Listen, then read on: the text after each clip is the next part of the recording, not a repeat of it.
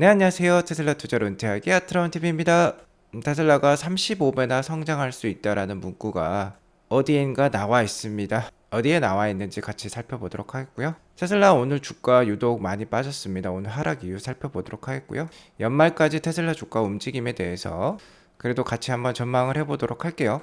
3대 지수 현황 먼저 간략히 살펴보도록 하겠습니다. 오늘 3대 지수 0.01%, 0.07% 거의 움직임이 없었다고 봐도 과언이 아닐 수 있겠는데요. 자, 이번 주 20일에 FOMC 회의를 앞두고 있는데요. 뭐 큰 매크로 지표 발표가 없이 이 FOMC 회의를 앞두고 관망세가 짙어졌다라고 볼 수 있겠습니다. 현재 CME 페드워치에 따르면 금리 동결 가능성이 99%나 돼요. 금리 인상 가능성은 거의 없다라고 볼 수 있겠습니다. 자, 그러면 시장의 관심은 다른 데에 더 집중이 되겠죠. 그러니까 이번에 금리를 동결하면 11월 달, 12월 달에는 금리 인상 가능성이 존재할까? 가능성이 존재하다면 한 차례만 할까? 두 차례까지 할까? 뭐 이런 것들이 되겠습니다. 이런 것들이 이제 금리 발표 FOMC 회의 이후에 나올 점도표에 있다라고 볼 수 있겠는데요. 연준 위원들이 생각하고 있는 금리 수준을 보여주는 게 바로 점도표죠. 이 점도표와 함께 파월 연준 의장의 발언, 즉 경제 전망이 더 중요하다고 볼 수 있겠습니다. 그리고 파월 연준 의장이 내년 금리 인하 시기에 대해서도 힌트를 줄 수 있을까요? 내년 5월이나 6월 달부터 금리 인하가 될 것으로 지금 여겨지고 있는데요. 어쨌든 파월 연준 의장의 발언에 따라서 이번 주 후반의 주가 움직임이 상당히 다이나믹할 수도 있을 것 같습니다. 오늘 특징주로는 애플과 ARM, 테슬라를 꼽을 수 있겠는데요. 애플은 최근 주가 하락이 좀 심했죠. 아이폰 15를 발표했음에도 불구하고 중국의 제재도 있었습니다. 그러면서 주가 하락이 있었는데요. 현재 아이폰 15의 사전 판매가 예상보다 양호하다는 소식이 오늘 1.7% 상승을 했습니다. 중국 개인 소비자들의 반응도 괜찮은 것으로 지금 나오고 있어요. 자, 그리고 상장 이후에 큰 주가 상승을 보였던 ARM은 이틀 연속 하락하면서 오늘도 4.5% 하락을 했습니다. 아무래도 차익 실현 매물이 출회가 되고 있는 것으로 판단이 들고요. 테슬라는 오늘 3.32% 하락을 보여주었습니다. 자, 오늘 맵을 보시면 종목별 업종별로 혼조세를 보여주었어요. 유가가 90불대를 넘어서면서 에너지 주식들은 괜찮았습니다. 자, 그리고 애플도 좋은 모습 보여주었는데 유가가 오르면 전기차의 가치도 더 올라갈 법도 한데 테슬라는 오늘 3.32% 하락했고요. 포드와 GM과 같이 하락을 했다라고 볼 수 있겠습니다. 테슬라의 하락 이후 좀 이따가 말씀을 드리도록 하겠고요. 나스닥 일봉 차트를 보면 저번 주에 51선을 돌파해서 51선 위에 위치하는 게 중요하다고 말씀을 드렸는데 저번 주 금요일장에 51선을 깨고 내려왔죠. 51선 위치에 있는 주가는 13,880선이 되겠는데요. 저번 주 아쉽게 하락으로 마감을 하면서 자, 이제는 하단 지지 테스트 중이라고 볼 수 있겠습니다. 일단 나스닥 지지 라인으로는 13,500 정도를 제시해 드릴 수 있겠어요. 나스닥이 대장주인 애플이 오늘 그래도 반등을 보여준 만큼 13,500선 정도는 지켜내고 앞으로 어느 정도 박스권의 모습이 나오지 않을까도 예상을 해볼 수 있겠습니다. 즉 지난 연초의 차트 흐름과 비슷한 흐름이 또 나올 수 있다는 거죠. 연초에도 이런 노란색 선처럼 지금도 최근에도 이런 노란색 선을 그릴 수 있는 그런 모습이 나왔습니다. 자, 그러면 이게 반복이 된다라고 가정을 해보면 다시 한번 이러한 박스권 모습이 또 한 차례 나올 수도 있겠죠.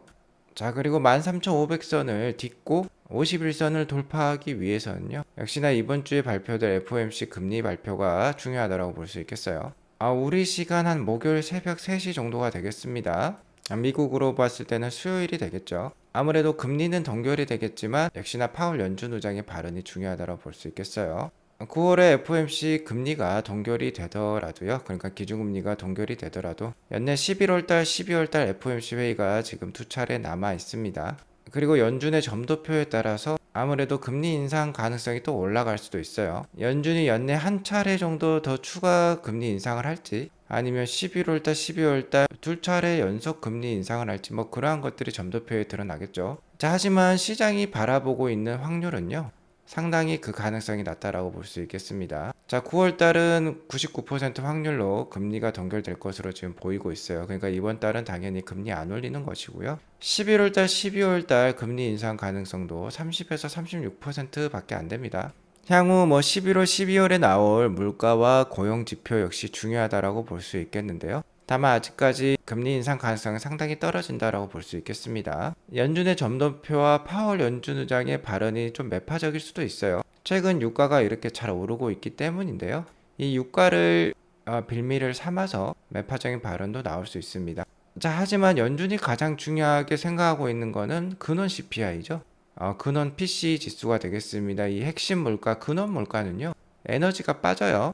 유가는 그렇게 상관이 없을 수도 있습니다. 물론 유가가 오르면 다른 물가들의 상승을 자극하기 때문에 근원 CPI도 올라갈 수 있어요. 하지만 이 근원 CPI, 근원 PC 같은 경우는요, 주거비와 관련이 많습니다. 주거비가 거의 3분의 1 이상을 차지하고 있어요. 자, 하지만 최근 주거 CPI 하락을 하고 있고요. 이미 주거비는 전년 동기 대비 마이너스로 돌아선 모습입니다. 이런 것을 보면 근원 CPI가 현재 4%대인데 충분히 연준이 목표로 하고 있는 2%대까지도 내년까지 이어지면서 내려갈 수도 있다라는 그런 전문가들의 발언이 나오고 있어요. 자, 그렇기 때문에 점도표나 파월 연준 의장의 발언이 매파적일지라도요, 실제적으로 금리 인상 가능성은 상당히 지금 떨어져 있다고 볼 수 있겠습니다. 자, 그러니까 연준 파월 의장의 발언과 점도표가 매파적으로 나온다고 해서 그렇게 두려워하실 그런 사항은 아닌 것 같아요.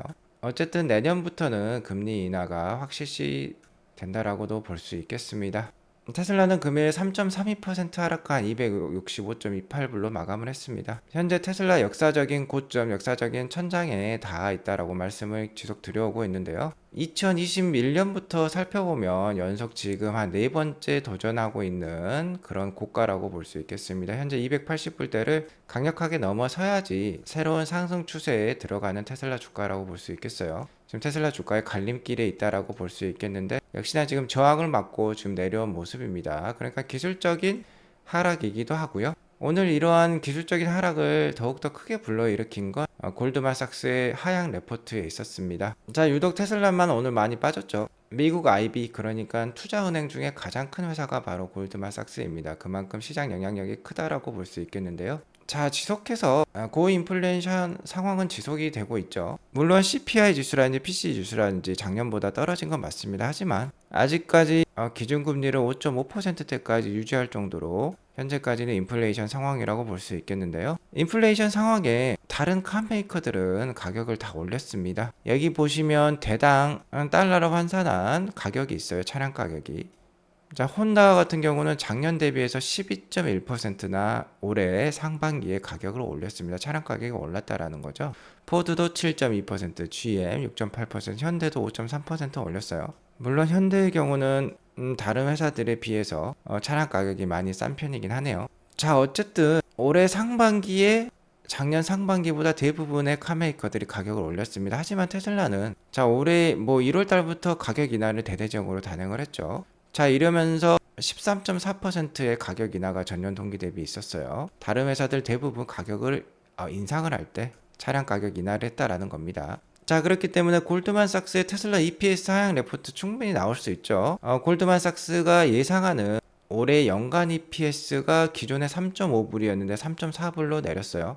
내년도 마찬가지입니다. 내년 2024년 예상하는 EPS가 4.75불이었는데 4.65불로 내렸습니다. 그만큼 인도량은 증가를 하겠지만 수익성은 떨어질 수 있다라는 거죠. 그러면서 골드만삭스가 테슬라 투자 의견을 중립으로 계속 유지를 했습니다. 최근에 모건 스탠리 조나스가 테슬라의 목표가를 400불로 상향을 하면서 아웃퍼폼, 그러니까 투자 의견을 상향을 시켰는데요. 골드만삭스는 다른 이러한 하향 레포트를 내면서 오늘 테슬라 주가에 하향세를 이끌었다라고 볼 수 있겠어요. 자, 그리고 골드만삭스는 3분기 딜리버리 예상치를 46만 대 정도로 기존 대비 하향을 했다라고 합니다. 하지만 46만 대도 지금 큰 편이라고 볼 수 있겠어요.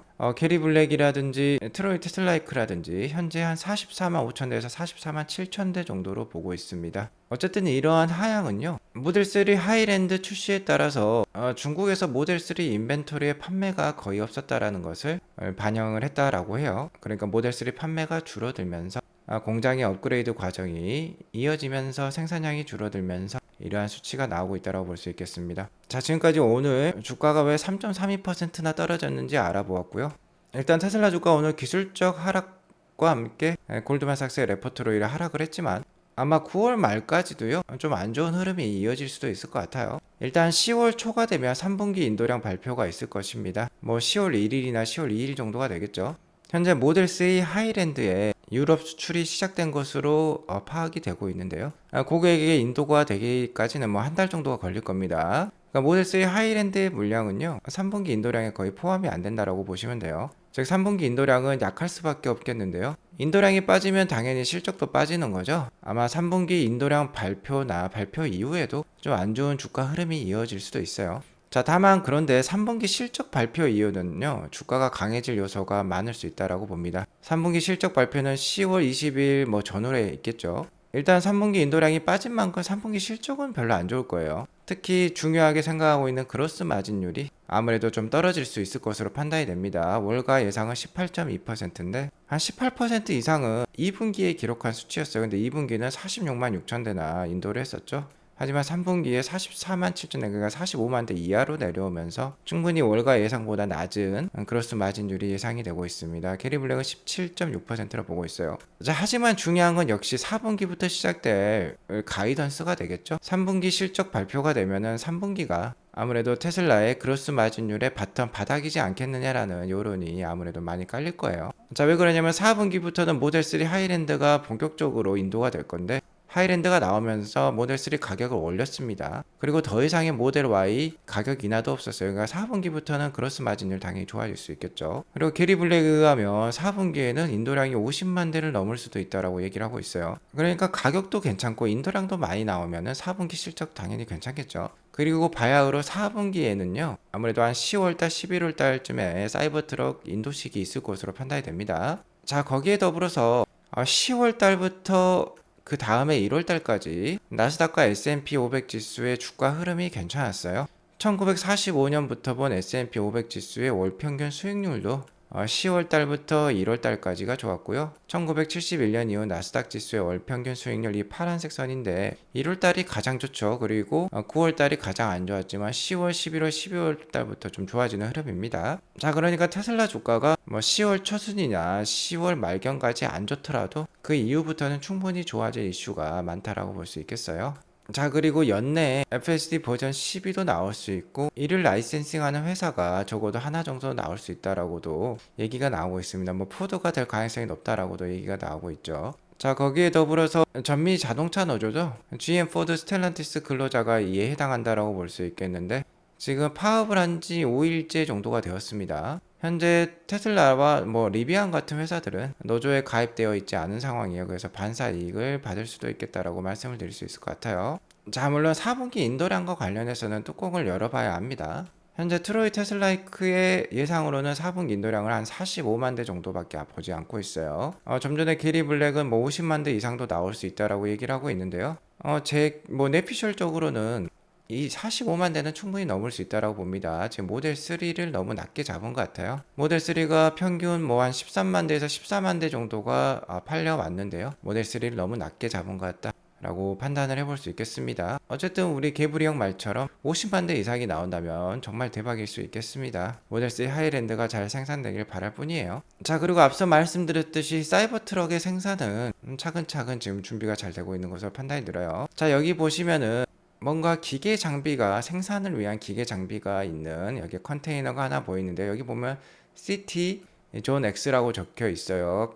사이버트럭 존이라는 거죠. 자, 어제 찍힌 사진인데 기가 텍사스에서 찍힌 사진입니다. 사이버트럭 생산을 위한 로봇 조립 장치 한 쌍이 또 도착을 했다라는 건데요. 계속해서 대량 양산을 위해서 노력하고 있는 테슬라라는 것을 우리가 확인해 볼 수 있습니다. 자, 그리고 기가 텍사스 곳곳에서 사이버트럭이 발견이 되었다고 해요. 한 5대 정도가 어제 또 발견이 되었는데 3대는 충돌 테스트 장에서 발표가 되었고 2대는 뭐 주차장에서도 발견이 되었다라고 합니다. 테슬라는 NHTSA 이 정부 기관보다도 더 빠르게 자체 충돌 테스트를 지금 수행하고 있는 것으로 파악이 되고 있어요. 빠른 출시를 위해서는 이런 정부 기관에서 충돌 테스트 하기 전에 적합한지 그 인증서가 필요하다라고 합니다. 또한 사이버트럭의 초기 배송은요 10월 달부터도 시작이 될 수 있다라고도 얘기가 나오고 있어요. 아무래도 10월이나 11월이 될 가능성이 높을 것으로 판단이 됩니다. 어쨌든 대량 양산과 대량 판매는 2024년으로 예정이 되어 있다라고 보시면 되겠어요. 자, 아무튼 단기적인 주가 움직임은 그 누구도 예상을 할 수 없습니다. 신도 맞출 수 없지만 아무래도 이러한 큰 흐름들을 봤을 때 3분기 인도량과 실적이 발표되기 전까지는요 좀 주가가 약세를 보일 수도 있어요. 하지만 그 이후 4분기부터의 호재들과 가이던스가 상당히 좋을 수 있기 때문에 연말로 갈수록 좀 더 나아지는 움직임이 나오지 않을까, 제 뇌피셜을 말씀드려 보겠고요. 자, 오늘 방송의 주제라고 볼 수 있겠죠. 일론 머스크 전기가 나왔습니다. 월터 아이작슨이 썼다라고 하는데요. 442페이지 보면 일론 머스크와 인터뷰 내용 중에 이러한 문구가 있어요. 자, 일론 머스크는 설명을 해줬다라고 합니다. 테슬라가 세상에서 가장 가치 있는 회사가 될 것으로 그러한 과정에 있다라고 설명을 하고 있고요. 자, 그렇게 되면 연간 프로핏, 그러니까 수익을요, 이익을 1 트릴리언 달러를 만들어낼 수 있다라고 해요. 바로 1조 달러가 되겠는데요. 데이브 리 님도 말씀을 해주고 있습니다. 테슬라가 실생활 리얼 월드 AI죠. 실생활 AI 문제를 해결한다라고 하면은 매년 연간 1조 달러를 벌어들일 수 있다라고 해요. 1조 달러가 되면은요. 자, 빌리언 다음이 트릴리언이죠. 바로 1000빌리언이 되겠습니다. 1조 달러. 연간 1조 달러 1000빌리언을 벌게 되면은 이게 수익이 되고요. 여기에다가 PER 지수를 곱하게 되면은 시총이 나오게 됩니다. 테슬라의 시가총액 기업 가치가 나오는 거죠. 일단 PER 지수를 30배 정도를 잡았어요. 완숙한 기업이라고 할 수 있는 애플이, 미국 대장주 애플이 30배 정도를 받고 있습니다. 그래서 이것을 적용한 거예요. 그러면 3만 빌리언 30T의 시총을 갖게 되는 회사가 되는 거죠. 현재 테슬라의 시총이 842빌리언입니다. 자, 이 3만 빌리언을 842빌리언으로 나눠주면은 얼마나, 몇 배수가 테슬라 주가가 오를 수 있는지가 나오겠죠. 바로 35.6배가 되겠습니다. 자, 이만큼 AI, 실제 리얼월드 AI가 개발이 완료가 되면요, 그 파급 효과가 상당하다라고 볼 수 있겠죠. 리얼월드 AI는 자동차에만 쓰이는 게 아닙니다. 물론 자율주행에 쓰이는 게 가장 수익이 높을 수도 있겠는데요. 테슬라가 현재 만들고 있는 옵티머스 로봇이 있죠. 이 로봇에도 이 리얼월드 AI가 적용이 될 수 있어요. 그렇게 되면 정말 어마무시한 수익을 만들어낼 수 있는 회사가 될 것입니다. 자, 그리고 내년 1분기에 AI 파트 3가 되겠죠. 세 번째 AI 데이가 나올 수도 있지 않을까라고 한 분께서 지금 예상을 해주고 있어요. 물론 AI 데이에 안 좋은 추억이 있습니다. 작년 이맘때쯤에 AI 데이 파트 2가 있었죠. 그때 옵티머스 로봇, 테슬라 봇도 공개가 되었지만 그 이후에 주가 하락이 상당히 심했습니다. 주가가 100불까지 떨어지면서 상당히 배신감을 느꼈던 작년 이맘때였던 것 같아요. 하지만 세 번째 AI 데이부터는 좀 다를 수 있습니다. 일단 현재 도조가 생산이 되면서 기하급수적으로 지금 늘어나고 있는 것으로 얘기가 나오고 있어요. 도조가 이렇게 빨라지면은 리얼월드 AI 개발이 좀 더 빨라질 수 있겠고요. 내년 1분기에 AI 데이 파트 3가 있으면 아무래도 FSD 버전 12의 와이드 릴리즈도 같이 일어날 수 있습니다. 거기에 더불어서 옵티머스 로봇의 생산 후보용 모델이 발표가 될 수도 있겠어요. 작년까지만 하더라도 옵티머스 봇의 컨셉 타입이라고 볼 수 있겠죠. 하지만 대량 양산을 염두를 해둔 그런 모델이 AI 파트 3에 나올 수도 있겠다라고 기대를 해보겠고요. 이게 가장 충격적인 뉴스가 될 수도 있겠습니다. 일론 머스크에 따르면 로보택시 플랫폼이 될 모델 2죠. 그 로보택시 모델이 될 이 플랫폼 2가 기가 멕시코가 아니라 일단 기가 텍사스, 그러니까 오스틴 공장에서 일단 개발이 될 것으로 얘기를 했어요. 이 AI 데이 파트 3 때 이 로보택시 플랫폼이 만들어질 어셈블리 라인, 그러니까 조립 라인도 공개가 될 수도 있지 않을까라고 기대를 하고 있습니다. 자, 아무튼 이런 것들이 착착 진행이 되고 있는 테슬라라고 볼 수 있겠는데요. 정말 일론 머스크 전기에 나온 이 얘기처럼 리얼월드 AI를 이 문제를 해결하게 되면은 테슬라의 기업 가치는 현재보다 30배 이상도 올라갈 수 있다 라고 우리가 점쳐볼 수 있겠네요. 일론 머스크가 굉장히 큰 꿈을 많이 얘기를 합니다. 하지만 여태까지 그 꿈들을, 이러한 발언들을 잘 지켜왔어요. 거짓말을 하는 사람은 아닙니다. 물론 그 시기는 상당히 늦춰질 수도 있어요. 시기는 늦춰질 수 있지만 약속은 지킨다라는 거 우리가 여태껏 잘 확인을 해왔습니다. 오늘 이것으로 방송을 마치겠고요. 오늘 방송이 도움이 되었으면 구독과 좋아요, 알람 설정 꼭 눌러주세요. 오늘도 행복하시기 바라겠습니다. 감사합니다.